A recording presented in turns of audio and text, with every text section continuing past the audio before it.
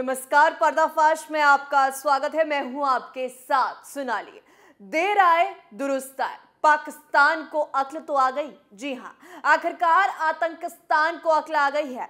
पाकिस्तान को आखिरकार ये समझ आ गया है कि भारत के साथ लड़ना उसके बस की बात नहीं। दुनिया भर से कटोरा लेकर भीख मांग रहा पाकिस्तान अब कह रहा है भारत काफी अच्छा देश है। भारत और पीएम मोदी की जमकर तारीफ कर रहा है। पाकिस्तान अब अपना सबक सीख चुका है। जी नहीं, ये हम नहीं कह रहे, बल्कि ऐसा कहना है पाकिस्तान के पीएम का। इतना ही नहीं, पाकिस्तान के पीएम का कहना है कि मोदी जी चलिए बैठकर बातचीत करते हैं। जी हाँ, तो आज पर्दाफाश करेंगे घुटनों पर आए पाकिस्तान का, जो पीएम मोदी से एक मीटिंग के लिए तरस रहा है। तो चलिए शुरू करते हैं। भारत पाकिस्तान का नाम आते ही लोगों के दिमाग में दो ही बातें आती हैं, क्रिकेट या फिर जंग। दोनों देश एक दूसरे को लेकर अक्सर तीखे बयान भी देते रहते हैं। सोशल मीडिया पर दोनों देशों के युवा भी अक्सर किसी ना किसी मुद्दे को लेकर बहसबाजी पर उतर आते हैं। हालांकि बहुत से लोग ऐसे भी रहे हैं जिन्होंने हमेशा से दोनों देशों के बीच अमन शांति चाहिए। फिलहाल पाकिस्तान की तरफ से कुछ ऐसा सुनने को मिल रहा है जिसके बारे में जानकर हर भारतीय को अच्छा महसूस होगा। दरअसल पाकिस्तान ने भारत की जमकर तारीफ की। पाकिस्तान के एक प्रमुख अखबार में हाईलाइट एक ओपिनियन में पहली बार भारत और देश के पीएम नरेंद्र मोदी की खुलकर तारीफ की गई है। ये ओपिनियन पाकिस्तान के प्रमुख अखबार एक्सप्रेस ट्रिब्यून में हाईलाइट हुआ है, जिसमें लिखा गया कि पीएम मोदी ने भारत को एक ऐसे मुकाम पर लाकर खड़ा कर दिया है जहां से देश का प्रभाव व्यापक रूप से बढ़ना शुरू हुआ। प्रधानमंत्री नरेंद्र मोदी के नेतृत्व में भारत की विदेश नीति कुशलतापूर्वक चल रही है और इसकी जीडीपी बढ़कर $3 ट्रिलियन हो गई है। भारतीय अर्थव्यवस्था प्रगति कर रही है। ये फेमस ओपिनियन पाकिस्तान के फेमस राजनीतिक सुरक्षा और रक्षा विश्लेषक शहजाद चौधरी ने लिखा है। उन्होंने कहा कि भारत निवेशकों के लिए एक पसंदीदा जगह बन चुका है। उन्होंने अपने आर्टिकल में लिखा कि भारत कृषि उत्पादों और आईटी उद्योग का भी एक बड़ा उत्पादक है।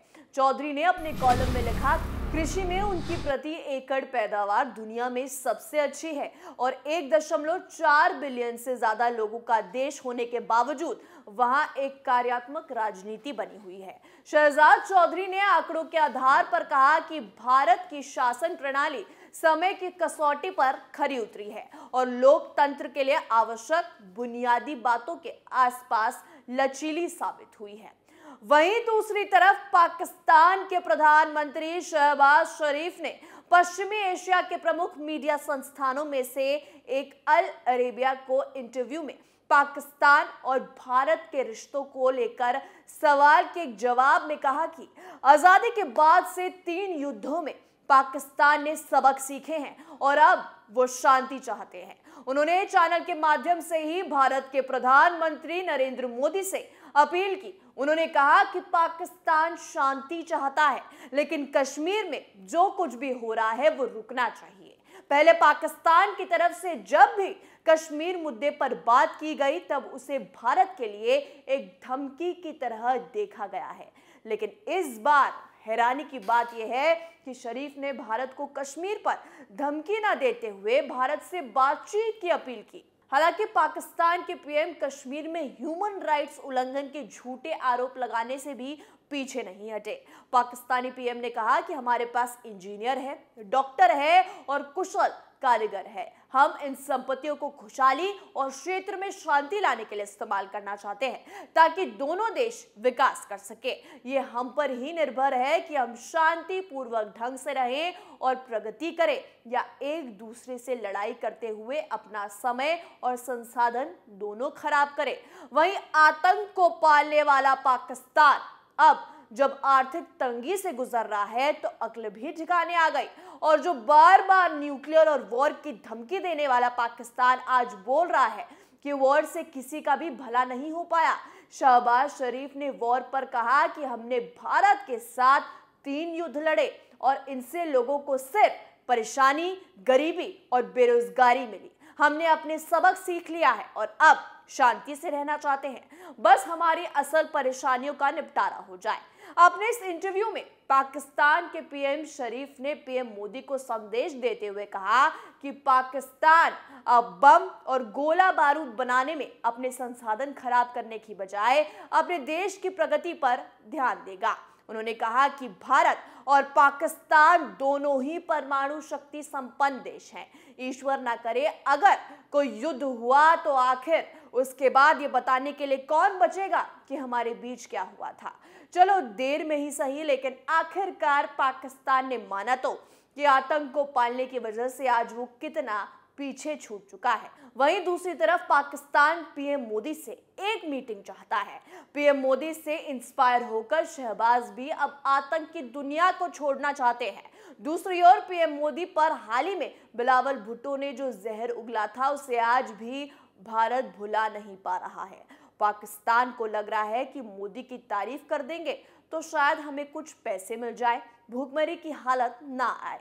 लेकिन शायद ये लोग भूल गए कि भारत अब बहुत आगे निकल चुका है। पाकिस्तान और भारत के बीच गैप इतना बढ़ चुका है कि बराबरी करना इम्पॉसिबल है। भारत अब दक्षिण एशिया से बाहर के लक्ष्यों को लेकर चल रहा है।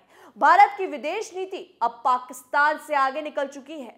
भारत और चीन के बीच भले ही बाहर से देखने पर तनाव नजर आता है, लेकिन दोनों देशों के बीच व्यापार 100 अरब डॉलर का पार हो चुका है और इसे 500 अरब डॉलर करने का लक्ष्य है।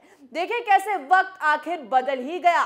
गरीबी, बेरोजगारी और खाने के लाले पड़ने के बाद ही सही, लेकिन पाकिस्तान को अब धीरे धीरे अकला रही है।